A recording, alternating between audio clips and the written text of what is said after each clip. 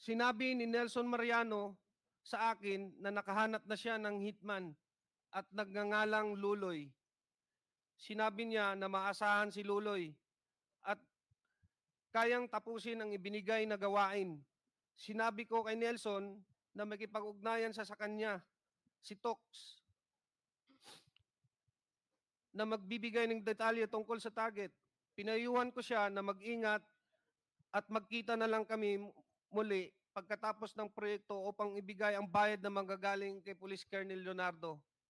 Noong Hulyo 30, 2020, muling tumawag si Colonel Leonardo at ipinaalam sa akin na ang target na si Wesley Barayuga ay nasa PCSO at maari na naming isagawa ang operasyon.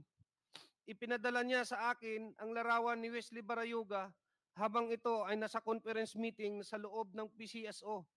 Sinabi ni Colonel Leonardo na ang larawan ni Wesley Barayuga ay kinuha at ipinadala sa kanya ni Ma'am Garma. Sinabi rin ni Colonel Leonardo na hindi kami mahihirapan sa pagsasagawa ng operasyon dahil nag-issue na si Ma'am Garma ng isang service vehicle para gamitin ni Wesley Barayuga at binigay sa akin ang description at plate number ng sasakyan. Sinabi niya na maari na naming tirahin si Wesley Barayuga pagkatapos niyang lumabas sa gusali. Ipinasa ko ang lahat ng impormasyong ito kay Nelson Mariano.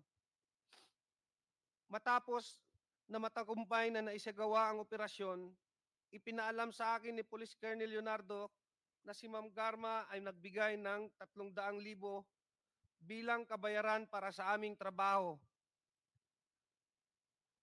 At ito ay iaabot ni Tox sa aking middleman na si Nelson Mariano. At nang magkita kami ni Nelson, inabot niya sa akin ng halagang 40,000 bilang aking bahagi sa kabayaran. Isiginagawa ko ang salaysay na ito upang patunayan ang katotohanan ng mga nabanggit na pangyayari kaugnay sa pagpatay kay Wesley Barayuga na isinagawa sa ilalim ng utos at direktiba nila Police Colonel Edelberto Leonardo at Ma'am Riena Garma. Bukod dito, ginawa ko ang pahayag na ito ng kusa. Walang anumang pamimilit, panggigipit o anumang uri ng kabayaran, salapi man o kahit anuman, at para sa anumang legal na layunin na maaari nitong paggamitan.